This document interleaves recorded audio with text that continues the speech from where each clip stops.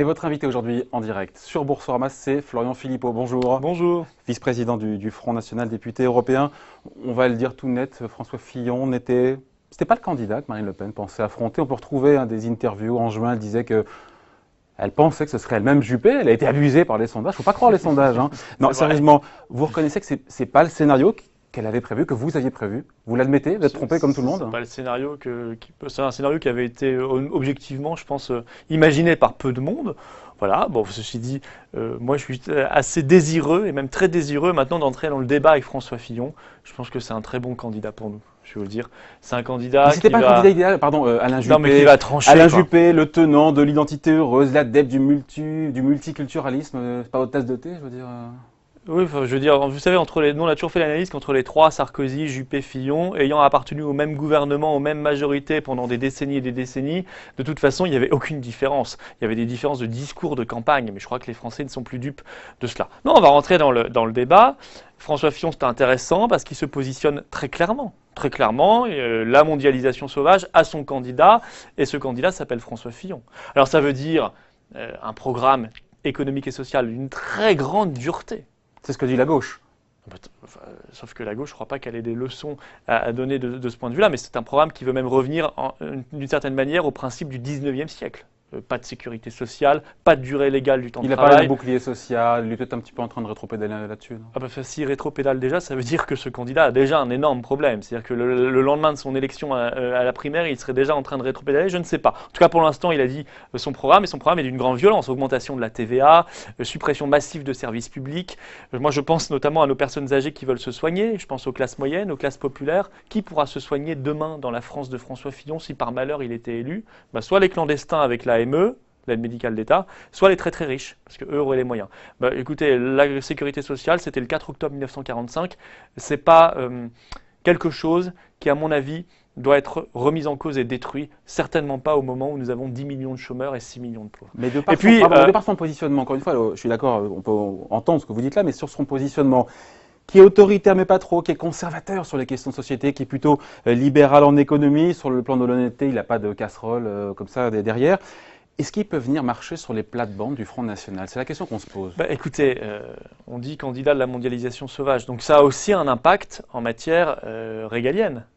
Parce qu'il est évident que quand on incarne la mondialisation sauvage, on veut la libre circulation totale des hommes. On veut l'absence de frontières. Je veux dire, c'est pas moi qui ai inventé ce qui se trouve dans son programme. Ça se trouve même à la page 58 du programme. Il est écrit « Les frontières nationales, c'est un leurre, c'est une démagogie ». Ça, c'est ce que dit François Fillon. C'est lui-même qui disait… Il est pour un souverainisme européen. C'est lui-même qui disait le 26 septembre dernier sur France Inter je préconise que l'État crée des centres d'accueil pour les migrants. C'est la seule voie raisonnable. François Fillon a été exaucé puisque Manuel Valls et François Hollande l'ont fait. Répartir les migrants un peu partout dans des centres. Donc on voit que, si vous voulez, c'est un candidat très également au pas sur les questions migratoires, c'est-à-dire c'est un faux dur. Mais c'est totalement un faux dur, c'est-à-dire qu'il obéit, mais il est logique. Il obéit aux desiderata des grandes multinationales et de la grande finance, aussi bien du point de vue économique et social, mais aussi du point de vue migratoire, parce que il veut multiplier les migrations pour que les migrations en deux mots, et donc l'immigration vers la France, pour que le grand patronat puisse disposer d'une main d'œuvre bon marché. Il est d'une logique parfaite, mais cette logique, elle est inverse à l'intérêt des Français, à l'intérêt de la France, à l'intérêt notamment des classes populaires et des classes moyennes et de tous ces Français qui ne veulent pas d'immigration supplémentaire. Oui. Vous dites qu'il est souverainiste européen, donc il est anti-souverainiste. Parce que si vous voulez mettre la souveraineté dans les mains de l'Union européenne, de la Commission de Bruxelles, c'est il veut moins de pouvoir au niveau de la Commission, plus de pouvoir au niveau des États et des chefs de gouvernement. J'ai vu dans son programme qu'il voulait un gouvernement économique de la zone euro. C'est ce qu'on appelle une Europe fédérale. Oui, mais ce n'est pas plus de pouvoir la Commission pour autant. Si, un gouvernement au niveau européen, ça veut dire plus de pouvoir. Un gouvernement économique, ça veut dire que vous créez un budget européen, peut-être un impôt européen, et qui dit budget dit que vous prenez à ceux qui ont plus pour donner à ceux qui ont moins. C'est ça un budget national. Qui a plus aujourd'hui, à peu près, encore un peu plus pour l'instant dans la zone euro, c'est plutôt la France et l'Allemagne. Qui a moins, ce sont les pays d'Europe du Sud et de l'Est. Donc ça veut dire des transferts budgétaires massifs. Je veux dire, ça, c'est la réalité. Puis c'est l'homme de la trahison du traité de Lisbonne avec Sarkozy. Il a été 5 ans son Premier ministre, de la première heure à la dernière heure du mandat 2007-2012, et donc il a trahi le vote des Français sur la Constitution européenne pour un souverainiste, soi-disant. On a déjà vu mieux. Sur l'islam, il va plus loin que Marine Le Pen. Dans son livre « Vaincre le totalitarisme islamique », il déclare qu'il y a un problème lié à l'islam en France. Ce n'est pas ce que dit Marine Le Pen, qui dit que l'islam est compatible avec la République, interview en septembre sur TF1. Il va plus loin qu'elle. Encore, il peut marcher sur vos plates-bandes. C'est-à-dire qu'il va plus loin. Il va plus loin en étant le premier Premier ministre de la Ve République à avoir inauguré une mosquée géante. C'était en 2010, c'était à Argenteuil. Elle faisait 3000 mètres carrés. Elle avait un dôme et même un minaret. Vous trouvez que c'est le symbole d'un Premier ministre, d'un homme d'action qui lutterait contre le fondamentalisme islamiste? Voilà, je veux dire, Elle est problématique, cette mosquée? On peut écrire tout. Moi, je ne veux pas de minaret en France. Vous voyez, et je ne veux surtout pas qu'un Premier ministre ou un ministre ou un chef de l'État aille inaugurer des édifices religieux ou des mosquées. Je pense que ça n'est pas leur place. Il y a un principe de laïcité en France. Alors tout ce qu'on écrit la veille d'une campagne, vous savez, un certain Sarkozy, lui, parlait du Karcher. D'autres ont écrit des livres, ont promis le volontarisme en 2007, en 2012, etc. Je veux dire, les mots s'envolent. Et même les écrits de campagne s'envolent. Par contre, ce qu'on a fait quand on était au gouvernement, et les principes qu'on continue de défendre aujourd'hui, je disais tout à l'heure, il est pour la répartition des migrants à peu près partout en France. Il ne veut pas créer un seul poste de policier et de gendarme. Il l'a dit. Alors que sous Sarkozy-Fillon, on en a détruit 12 500. Et pour cause, il veut détruire 500 000 postes de fonctionnaires. Donc il ne créera non seulement pas de postes de policiers et de gendarmes, il va même en détruire, mais il va aussi détruire des postes d'infirmières ou des postes militaires. Je pense que c'est le signe d'un candidat qui est particulièrement mou face à tous ces défis. Mais malgré tout, Florent Philippot, est-ce qu'il peut parler à ce qu'on appelle le Front National du Sud, qui est conservateur libéral? Vous le savez, il y a le FN du Nord, le FN du Sud, non? Cette dichotomie, elle ne vous plaît pas? Non, je crois que c'est une construction médiatique très large. Ah si, vraiment. J'ai reçu Marion Maréchal Le Pen, on voit bien qu'elle est quand même plus libérale que vous. Enfin, écoutez, c'est pas vous faire offense que de dire ça. Je crois qu'il n'y a pas deux fronts comme il y aurait. Non, ça n'a pas de sens. Il y a un Front National qui a vocation à réunir l'ensemble des patriotes, ceux qui croient en la souveraineté et en l'identité nationale, ceux qui considèrent qu'on n'est pas obligé de tout détruire, nos retraites, la sécurité sociale, notre pouvoir d'achat, de faire ce qu'ils ont fait en Grèce. C'est parce que c'est le programme de la Troïka derrière François Fillon. On n'est pas obligé de tout détruire pour relancer la France. Au contraire, on va la ruiner et on va la couler si on fait ainsi. On peut s'en sortir avec le patriotisme économique. Et c'est comme cela, c'est vers cela que le monde avance. Le monde, il avance avec le Brexit, avec l'élection de Donald Trump. Il ne va pas vers les vieilles recettes du 19e siècle. Il va plutôt vers plus de nations, plus de frontières, plus de protectionnisme, plus de patriotisme économique. Et François Fillon, lui, veut aller à contre-courant vers la destruction générale de l'économie et du tissu social. Je pense que c'est pas une... La gauche, c'est l'échec, l'extrême droite, c'est la faillite. C'est ce qu'a dit François Fillon. Que lui répondez-vous? La gauche, c'est l'échec, oui, ils le partagent d'ailleurs.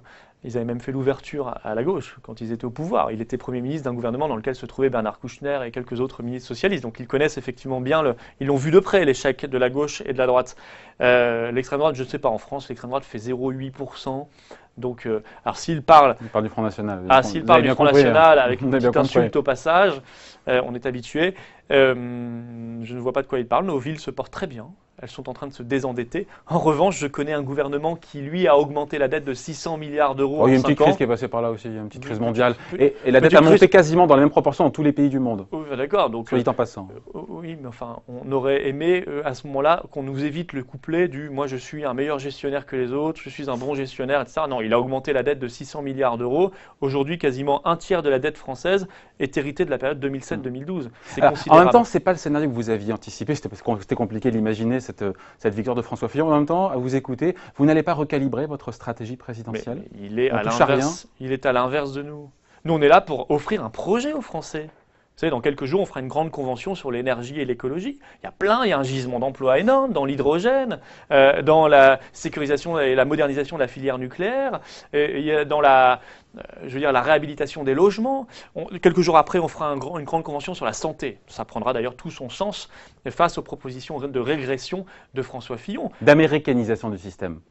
Oui, alors il y a des domaines dans lesquels je ne veux surtout pas qu'on s'américanise, je vous le dis tout de suite, y compris la santé ou l'éducation. Je crois que ce sont des domaines dans lesquels on ne doit pas copier, surtout pas, ou le communautarisme, les États-Unis. Mais vous savez, François Fillon, c'est un candidat qui s'est construit sur une bulle. Sa victoire s'est faite sur 2-3 semaines. C'est pour ça d'ailleurs qu'on disait qu'elle n'avait pas été prévue. Il gagnait à peu près 4-5 points par jour à la fin. Donc il n'y a pas eu d'adhésion, il n'y a pas eu le temps, si vous voulez, pour chacun de découvrir son projet. Ne s'est pas construit une adhésion. C'est une bulle spéculative. Les bulles se créent et gonflent très vite. Elles peuvent, vous On connaissez pourrait bien dire l'économie, ouais. elles peuvent éclater tout On aussi pourrait dire vite. ça de Marine Le Pen, qui est vue comme étant celle qui devrait arriver en tête 6 mois avant l'élection. Ça pourrait marcher en ce sens-là aussi. Non, parce que Marine Le Pen, ça s'est construit sur des années et des années. Il y a une progression régulière, pas que dans les sondages, mais aussi dans les urnes, dans les élections depuis 2012. Elle ne cesse de progresser.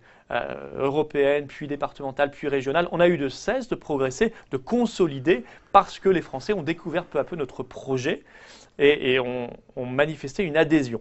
François Fillon, je serais à sa place, je m'inquiéterais un tout petit peu. Je connais le triomphalisme, je vois Modeste, en tout cas. modeste. Il a pas, il a pas. Écoutez, moi j'étais face à côté, plutôt hier soir, sur un plateau de télévision d'un filloniste, un de ses premiers lieutenants, qui nous expliquait qu'aujourd'hui il n'y avait plus qu'un seul parti dans la vie politique française, c'était les Républicains. Attendez, attention, gare au triomphalisme. La victoire s'est faite sur une bulle, et je pense qu'il disparaîtra aussi vite que la bulle éclatera. Oui, enfin pour l'instant, en tout cas, le sondage qu'on a, il y a eu quelques sondages qui sont sortis qui montrent que François Fillon est devant au premier tour Marine Le Pen. Comment imaginer l'inverse après des dizaines d'heures d'exposition, de surexposition médiatique? Là, on est, en plus d'être dans la bulle, on est dans la bulle médiatique. Il est surexposé. Vous allumez n'importe quel poste de télévision ou de radio en ce moment, vous tombez sur François Fillon. Donc il est tout à fait normal qu'il en bénéficie un petit peu.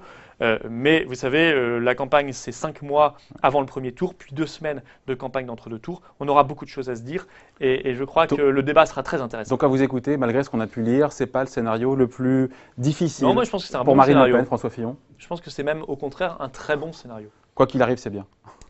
Ce qui sera très très bien, ce sera de rassembler une majorité de Français. Je ne crois pas que les Français veuillent refaire la politique d'il y a 20 ou 30 ans avec des anciens ministres et des anciens premiers ministres. Le plafond de verre pour le Front National, c'est un sujet qui revient souvent. On avait prédit que le Front National aurait des régions et aucune n'est tombée dans son escarcelle.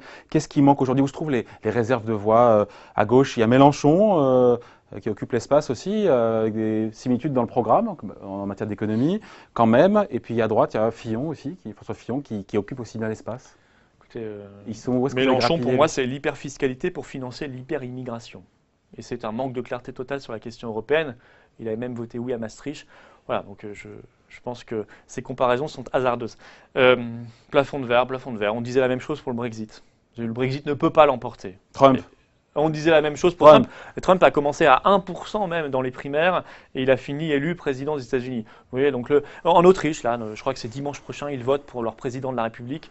Le candidat patriote ne pouvait pas l'emporter et je pense qu'il a de bonnes chances de l'emporter dimanche prochain. Je lui souhaite en tout cas. Même chose, le référendum italien, très très important, le référendum italien là qui peut le 4 décembre, dimanche prochain. Entraîner la démission de M. Renzi.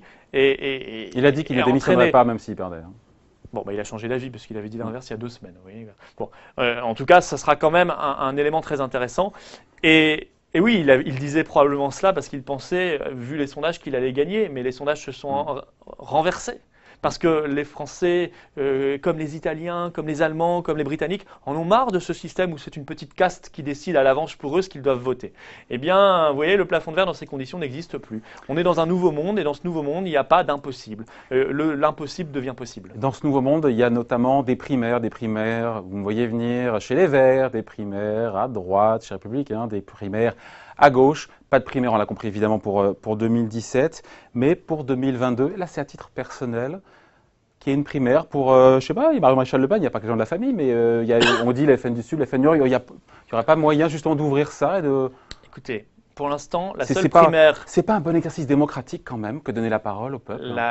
La seule primaire qui a abouti en France, c'était en 2011, la première primaire, ça a donné François Hollande président de la République. Non, mais ça, non, mais permettez-moi, j'ai l'impression que c'est un peu, si vous voulez, ce qu'avait prédit le général de Gaulle, puisque le général de Gaulle a écrit sur les primaires. Il était contre, évidemment. Oui, il avait écrit, ça amènera toujours à choisir le pire, le Paul Deschanel, il disait. C'est vrai qu'on a eu François Hollande. Donc on aura je constate qu'il a plutôt eu raison, le général de Gaulle, pour l'instant. On n'aura jamais de primaire au Front National. Moi je dis, non, quand on a un leader naturel, on n'a pas besoin de primaire. Moi je pense, et puis c'est beaucoup plus dans l'esprit de la Ve République, si c'est pour donner la parole à une population restreinte, puisqu'il y a toujours 8-9% des gens seulement qui vont voter, 4,5 millions, c'est pour départager les égos, 500 000 votants hier soir. Pour départager les égos de chefs haillons, de petits chefs de parti, je ne sais pas si c'est extrêmement intéressant. Par contre, redonner la parole réellement sur des vrais choix, Bah oui, au peuple, pendant les mandats, par des référendums, par la création d'un vrai référendum d'initiative populaire, comme les votations suisses. Je pense que ça, c'est la vraie démocratie. Le reste, c'est un peu l'illusion de la démocratie. Bon, voilà. On finit là-dessus. Merci à vous. Florent Philippot était votre Merci invité beaucoup. en direct sur Boursorama. Merci, au revoir. Au revoir.